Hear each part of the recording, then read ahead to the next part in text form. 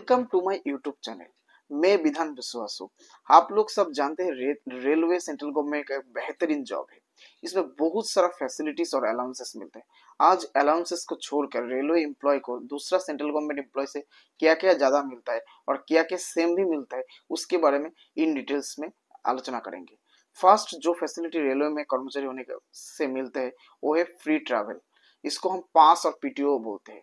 जब आप initially job में आएंगे तो आपको एक सेट पास और 4 सेट पीटीओ मिलेगा। पास मतलब आपको टोटली फ्री ट्रैवल मिलेगा। पीटीओ मतलब आपको ऑन थर्ड पेमेंट करना पड़ता है। और आपको जब 5 साल कंप्लीट हो जाएगा तब आपको 3 सेट फ्री पास और 4 सेट पीटीओ मिलेगा। और ये आप आपका फैमिली मेंबर के साथ भी ट्रैवल कर सकते हो। ये छोड़कर भी आप जब रेलवे से आपका ऑफिस आना जाना रहेगा, उसके लिए भी रेल आपको रेसिडेंशियल कार्ड पास देगा। तो आपको आने जाने में भी खर्चा नहीं होगा। और आपका बच्चा अगर स्कूल और कॉलेज में पढ़ता है तो आपको स्कूल कार्ड पास भी दिया जाएगा आपके बच्चे को ट्रेन में ट्रैवल करने के लिए। ये जो पास का जो एलिजिबिलिटी होता है, ये डिफरेंट डिफरेंट एम्प्लॉय के लिए डिफरेंट डिफरेंट होता है।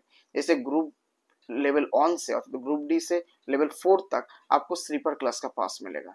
लेवल 5 में आपको थर्ड एसी पास मिलेगा। लेवल 6 और 7 में सेकेंड क्लास एसी में पास मिलेगा। उसके ऊपर में जो ऑफिसर वगैरह होते हैं उनको सेकेंड एसी पास मिलेगा। लेकिन वो अगर फर्स्ट एसी में जाना चाहते हैं तो आपको सेकेंड क्लास एसी और फर्स्ट क्लास एसी का जो डिफरेंस है इसका ऑन थर्ड देकर भी वो लोग जांच सकते हैं।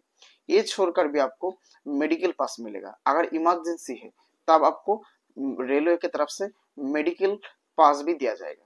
इसके अलावा आप जब सेटलमेंट, अगर इसका मतलब आप जब रिटायर्ड हो जाएंगे तब आप जब एक शहर से दूसरे शहर में जाएंगे तो आपको सेटलमेंट पास भी रेलवे की तरफ से इशू किया जाएगा। सेकेंड जो रेलवे का बेनिफिट है वो है बोनस का। हम लोग सब जानते हैं रेलवे में 78 डे का बोनस मिलता है, जिसको हम प्रोडक्टिविटी लिंक बोनस भी बोला जाता है। इसमें हर एक रेलवे नॉन गेजेटेड एम्प्लॉय को सेम बोनस दिया जाएगा और वो अराउंड 18,000 के आसपास भी है, सिर्फ आरपीएफ को छोड़कर। क्योंकि आरपीएफ को मिनिस्ट्री ऑफ होम अफेयर्स के अंडर में आता है तो उनको बोनस थोड़ा कम मिलता है। लेकिन बाकी जितना भी नॉन गेजेटेड एम्प्लॉय है रेलवे में, सबको 18,000 मिलता है एज ए बोनस के तरफ से दीपावली में। तीसरा जो बड़ा फैसिलिटी है रेलवे में वो है रेलवे हॉलीडे होम। अगर आप रेलवे गवर्नमेंट जॉब में आ गए तो आपको रेलवे हॉलीडे होम का फैसिलिटी भी मिलेगा। जो रेलवे हॉलीडे होम होता है ये हर एक रेलवे स्टेशन, लगभग बड़े स्टेशन के बगल में रहता है और जितना भी टूरिस्ट स्पॉट भी है उस जगह पे भी रहता है। Railway employ central government holiday home और रेलवे हॉलीडे होम दोनों ले सकते हैं। लेकिन रेलवे हॉलीडे होम थोड़ा चिपर होता है, थोड़ा कम पैसा लगता है। ये जो रेलवे हॉलीडे होम और जो पास का जो फैसिलिटी है ये आप रिटायरमेंट के बाद भी आपके फैमिली के साथ ले सकते हो। नेक्स्ट जो बड़ा फैसिलिटी रेलवे में मिलता है वो मेडिकल फैसिलिटी है। रेलवे जो ट्रीटमेंट करता है वो रेलवे का खुद का डॉक्टर से ही ट्रीटमेंट कराता है। रेलवे खुद का ही रेलवे हॉस्पिटल है, रेलवे हॉलीडे होम है। रेलवे का जो डॉक्टर है वो IRMS डॉक्टर बोला जाता है, जिसको इंडियन रेलवे मेडिकल सर्विस का एग्जाम क्लियर करके रेलवे में आते हैं, जो बेहतरीन डॉक्टर होते हैं। तो आप और आपका फैमिली मेंबर वहां जाके रेलवे में हॉस्पिटल में ट्रीटमेंट ले सकते हैं। लेकिन अगर कोई क्रिटिकल केस हो गया तब अगर रेलवे हॉस्पिटल का कैपेसिटी नहीं है तो आप बाहर में भी जाके डॉक्टर से लिखा के बाहर से भी आप उस ट्रीटमेंट को ले सकते हैं और रेल आपको पैसा देगा। नेक्स्ट जो फैसिलिटी मिलता है रेलवे की तरफ से वो है कोऑपरेटिव बैंक। अगर आप रेलवे एम्प्लॉय बन गए तो आप, अगर आपको इमरजेंसी पे लोन का जरूरत होता है तो आप रेलवे का जो कोऑपरेटिव बैंक है वहां से आप हैजल फ्री लोन भी ले सकते हो। अगर आप बैंक में जाएंगे बहुत सारा डॉक्यूमेंट जरूरत होता है लोन के लिए, लेकिन अगर आप रेलवे का एम्प्लॉय हो और रेलवे कोऑपरेटिव से बैंक से पैसा लेते हो तो आपको 1-2 दिन में ही आपको पैसा मिल जाता है। नेक्स्ट जो फैसिलिटी मिलता है वो है रेलवे का क्वार्टर। अगर आप रेलवे कर्मचारी है तो आपको रेलवे से तरफ से क्वार्टर दिया जाएगा। लेकिन क्वार्टर सब जगह मिलता नहीं है क्योंकि उसका हाई डिमांड रहता है।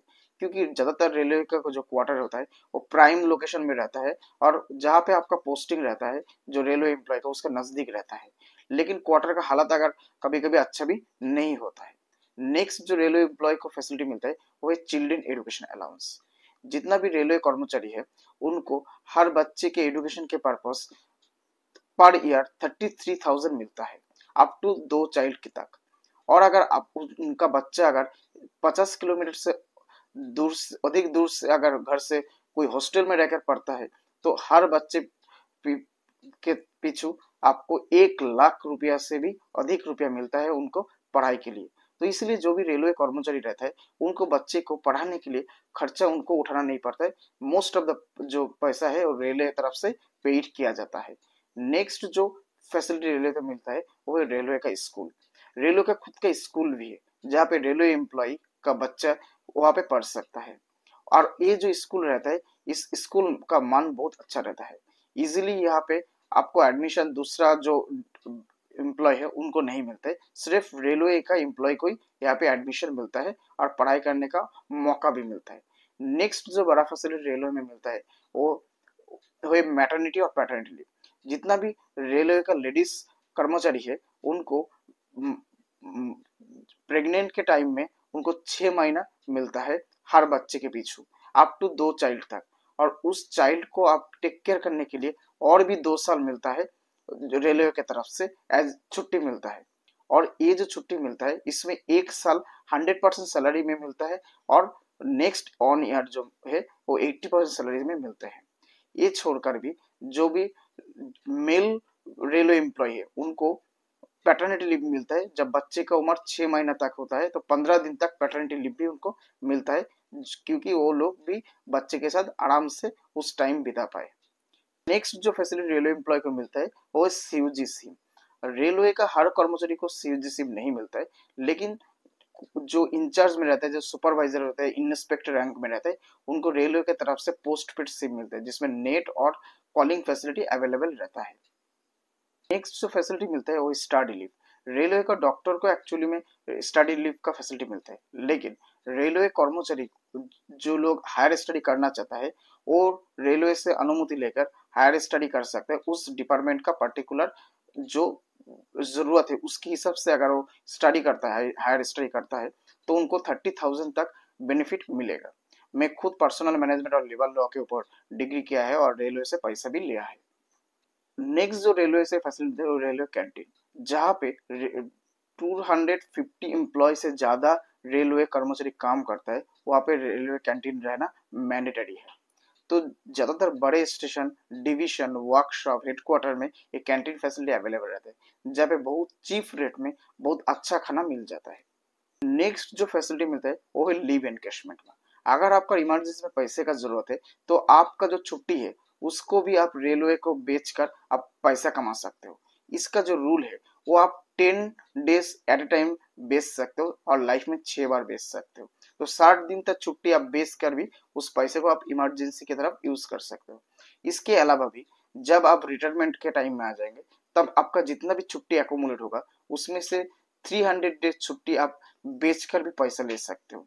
और उस 300 डे का पैसा उस टाइम में जितना सैलरी रहेगा उसके हिसाब से ही आपको 300 डेज या 10 महीना का सैलरी आपको बैंक में मिल जाएगा जब आप रिटायरमेंट हो जाएंगे।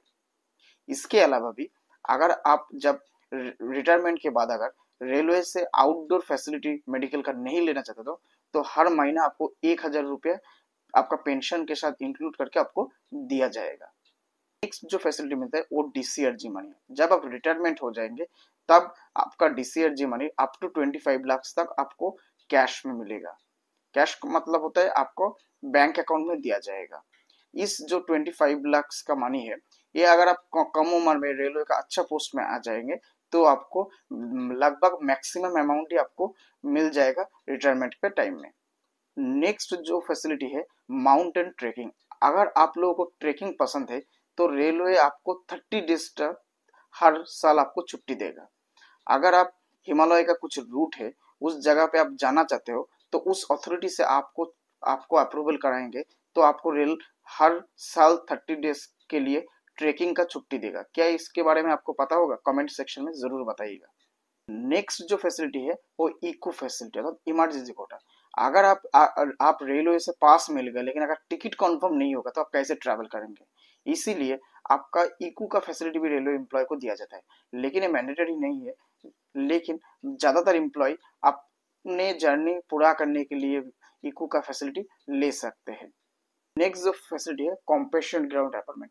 मतलब होता है कि अगर कोई रेलवे एम्प्लॉय अपने सर्विस में अगर डेथ हो जाता है तो उनका फैमिली मेंबर को जॉब दिया जाता है। जो प्राइवेट जॉब में फैसिलिटी नहीं, इस फैसिलिटी नहीं मिलता, इसीलिए हम लोग सब लोग गवर्नमेंट जॉब की तरफ भागते हैं। तो ये फैसिलिटी भी रेलवे कर्मचारी को दिया जाता है। नेक्स्ट जो फैसिलिटी है, रेलवे कल्चरल पर्सन को, स्पोर्ट्स पर्सन को प्रमोट करते हैं। इसीलिए जो लोग कल्चरल में एक्टिव है, जैसे सिंगर हो गया, आपका डांसर हो गया, और स्पोर्ट्स जैसे क्रिकेट फुटबॉल में अच्छा खेलते हैं, तो उन लोगों को भी रेलवे जॉब देता है, क्योंकि वो लोग इस जो जो कल्चरल चीज है और स्पोर्ट्स का जो चीज है वो लोग कंटिन्यू कर पाए। नेक्स्ट जो फैसिलिटी है वो है एमएसपी। हर सेंट्रल गवर्नमेंट एम्प्लॉय की तरफ रेलवे एम्प्लॉय को भी modified assure career progression scheme के तहत पूरा लाइफ में 30 साल के सर्विस में 3 एमएसपी मिलता है। अगर कोई पकड़ लीजिए ग्रुप डी एम्प्लॉय हो, आपको लाइफ में कभी भी प्रमोशन नहीं मिलता है, तो भी उनको 3 लेवल ऊपर तक 10 साल, 20 साल और 30 साल में उनका लेवल, पे लेवल चेंज होते रहेगा। इस फैसिलिटी भी रेलवे एम्प्लॉय को दिया गया है, क्योंकि अगर किसी का प्रमोशन लाइफ में कभी भी नहीं हो पाया तो भी उसको मॉनेटरी बेनिफिट मिले, ये फैसिलिटी भी रेलवे एम्प्लॉय को दिया गया है। नेक्स्ट जो फैसिलिटी रेलवे कंपनी को दिया गया है वो है एनपीएस, न्यू पेंशन स्कीम। इसके तहत आपका जितना भी सैलरी है उसका 10% आपका कट लेता है गवर्नमेंट, और उसका 14% गवर्नमेंट एज ए पेंशन की तरफ देकर आपको उसमें इक्विटी फंड में निवेश किया जाता है। तो जब अगर आप कम उम्र में रेलवे में आ गए तो आपको जब आप रिटायर्ड होंगे तो एक हैंडसम आपको भी पेंशन मिलेगा एक एनपीएस के स्कीम के तहत। तो आज हम लोग सब एक एक करके हर एक रेलवे का क्या क्या बेनिफिट मिलते हैं हमने डिटेल्स में डिस्कस किया। अगर इसके अलावा भी कुछ भी आपको रेल के इंटरेस्ट में जानना जरूरी लगता है, आपको इंटरेस्ट है, तो मेरे को कमेंट करके चलें, मैं जरूर उसके ऊपर एक वीडियो बनाऊंगा। Thank you.